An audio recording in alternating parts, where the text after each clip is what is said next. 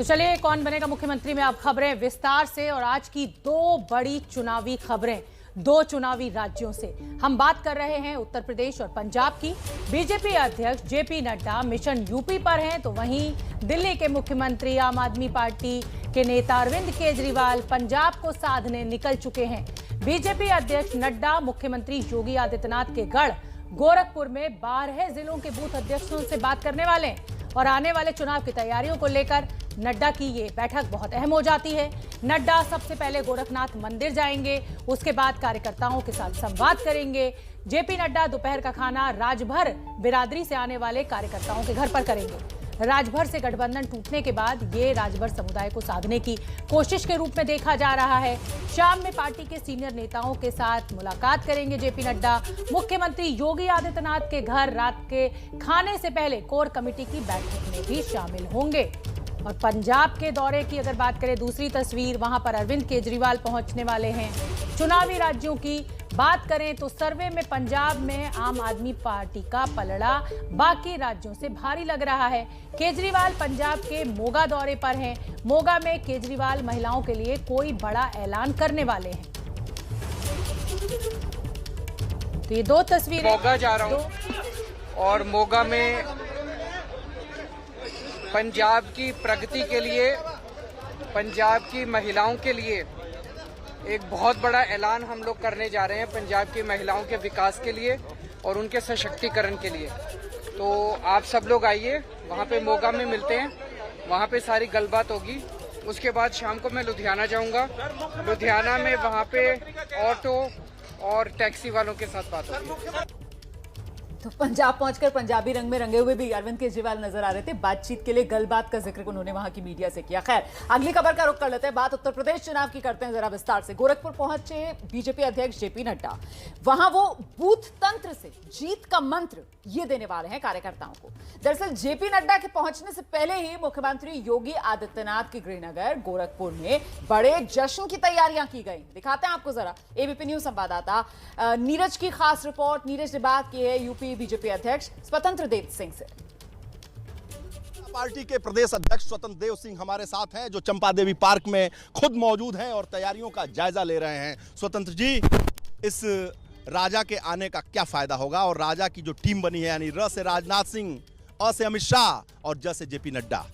देखिए, कार्यकर्ता आधारित पार्टी है, कार्यकर्ताओं के दम पर चलने वाली पार्टी है और हम लोग हमेशा कार्यकर्ता सम्मेलन करते हैं, चाहे बूथ का सम्मेलन हो, चाहे प्रदेश का किसी प्रकार के कार्यक्रम, यानी कार्यकर्ता का निर्माण की एक प्रक्रिया है। आज इस सम्मेलन में आज और कल 2 दिन कानपुर और काशी गोरखपुर क्षेत्र के सम्मेलन में हम सबके लोकप्रिय, यशस्वी, तेजस्वी राष्ट्रीय अध्यक्ष आदरणीय जगत प्रकाश नड्डा जी आने वाले हैं।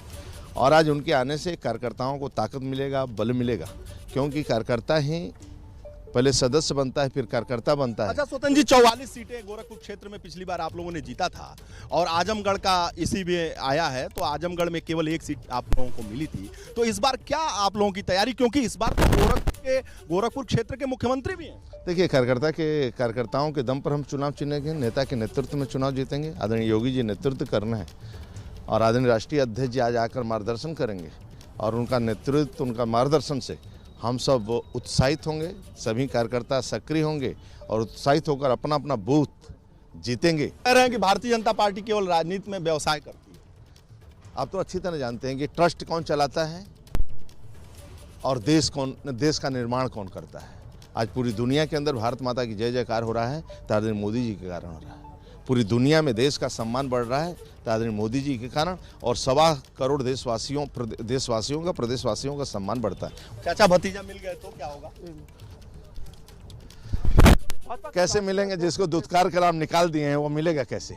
जिसको आप मार कर मंच से निकाल दिए हैं, धक्का देकर निकाल दिए हैं, वो कैसे मिल सकता है? तो उधर राष्ट्रीय अध्यक्ष जेपी नड्डा साहब उत्तर प्रदेश पहुंचे हुए हैं। अब दो सबसे बड़ी तस्वीरें हम आपको दिखा देते हैं। उत्तर प्रदेश से लखनऊ में किसानों की महापंचायत हो रही है, तो वहीं दूसरी तरफ मुलायम सिंह यादव के जन्मदिन का जश्न मनाया जा रहा है। कृषि कानूनों की वापसी के बाद किसान अपनी बाकी मांगों और लखीमपुर खीरी की घटना को लेकर लखनऊ में महापंचायत कर रहे हैं। लखीमपुर खीरी की घटना पर किसान केंद्रीय गृह राज्य मंत्री अजय मिश्रा की बर्खास्तगी की मांग कर रहे हैं। इसके अलावा एमएसपी पर कानून और आंदोलन के दौरान मारे गए किसानों के परिवार को मुआवजा समेत कई मांगे उठा रहे हैं। एक लंबी चौड़ी मांगों की लिस्ट प्रधानमंत्री नरेंद्र मोदी को चिट्ठी के रूप में सौंपी गई है इन किसान संगठनों के द्वारा। तो वहीं दूसरी तस्वीर भी बहुत अहम हो जाती है। उत्तर प्रदेश के पूर्व मुख्यमंत्री समाजवादी पार्टी के संरक्षण मुलायम सिंह यादव के जन्मदिन की है ये तस्वीर। जन्मदिन पर कयास लगाया जा रहा था कि पूरा मुलायम कुनबा एक जगह जुटेगा, लेकिन ऐसा हुआ नहीं। चाचा शिवपाल यादव सैफई में अकेले ही मुलायम सिंह यादव की बर्थडे का केक काट रहे हैं और इधर मुलायम सिंह यादव अपने बेटे अखिलेश यादव को लखनऊ में आशीर्वाद देने पहुंचे हैं। अखिलेश यादव जी द्वारा किया जा रहा है। पार्टी के पंकज झा हमारे सहयोगी हमारे साथ लगातार बने हुए हैं। पंकज झा, दो तस्वीरें आ रही हैं, लेकिन इसमें जो बड़ी अहम तस्वीर हो जाती है वो किसानों की महापंचायत से जुड़ी हुई हो जाती है कि किसान मानने को तैयार नहीं है। अब आगे क्या? देखिए, बात तो यहीं खत्म हो जानी चाहिए थी। पीएम मोदी ने खुद अपील की थी कि किसान आंदोलन से वापस लौट जाएं, लेकिन किसानों को और किसान आंदोलन से जुड़े नेताओं को लगता है कि यही अच्छा मौका है। अगर अभी हम पीछे हट गए तो बाकी मुद्दे पीछे छूट जाएंगे। और देखिए, पूरा विपक्ष और जैसा अखिलेश यादव भी और एक तरीके से जिस तरीके से बीजेपी के कुछ नेताओं ने, खासतौर से साक्षी महाराज कहें या फिर राजस्थान के गवर्नर कलराज मिश्रा और भी कई नेताओं ने जो बात कही है कि कल को ये कानून फिर से लाया जा सकता है, तो एक कन्फ्यूजन पैदा हो रहा है। उनको लग रहा है कि प्रधानमंत्री मोदी जो कह रहे हैं, लेकिन बीजेपी के दूसरे नेता जो कह रहे हैं कहीं बिल वापस ना आ जाए।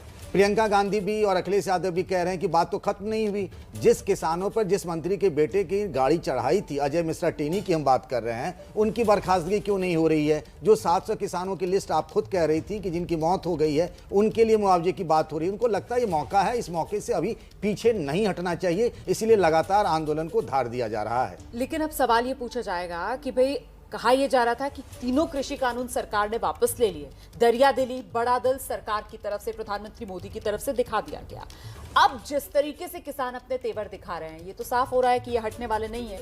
तो यहां से क्या सरकार की तरफ से और आगे कदम बढ़ाया जाएगा किसानों की तरफ? ऐसा लगता नहीं, क्योंकि मैं पिछले 2-3 दिनों से देख रहा हूं कि बीजेपी के नेताओं की जो आपस में बातचीत हो रही है और मीटिंग जो हो रही है, उसमें कहा जा रहा है कि बात तो 3 कृषि कानूनों को लेकर थी। ये नए मुद्दे कहां से आ गए? पेट्रोल डीजल के दाम कम करने की भी बातें कही जा रही है। ये 700 किसान की लिस्ट कहां से आ गए? 700 के किसान।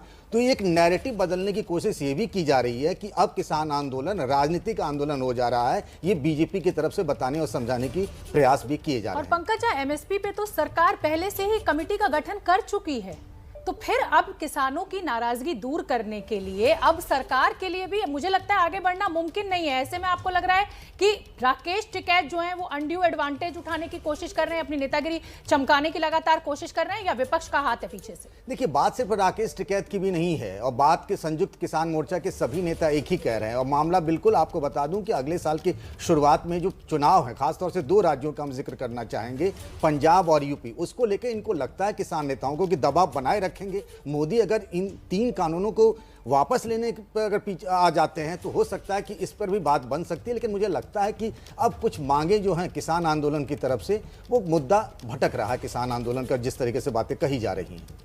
लेकिन ये कृषि कानूनों को लेकर जो आंदोलन था, इसके साथ जो किसान जुड़े हुए थे, अगर उनकी मांगे नहीं मानी जाती हैं और वो धरने पर बैठे रहते हैं, तो फिर आपको क्या लगता है कि सियासी नफा नुकसान फिर तीनों कृषि कानून वापस देने का हासिल क्या होगा सरकार को? देखिए, ये तो बात तब होती है जब बीजेपी के लोग समझा पाएंगे कि नहीं समझा पाएंगे, उस पर डिपेंड होता है। आप देखिए, अरविंद केजरीवाल ने किस तरीके से दिल्ली की जनता को अपनी बात समझा ली थी कि हमसे गलती हुई और माफी मांग ली, और फिर उनकी सरकार भी बन गई। ये डिपेंड करता है राजनीतिक मूवमेंट पर और किसान आंदोलन क्या रुख लेता है आगे। पंकज जी, आप रहिए हमारे साथ।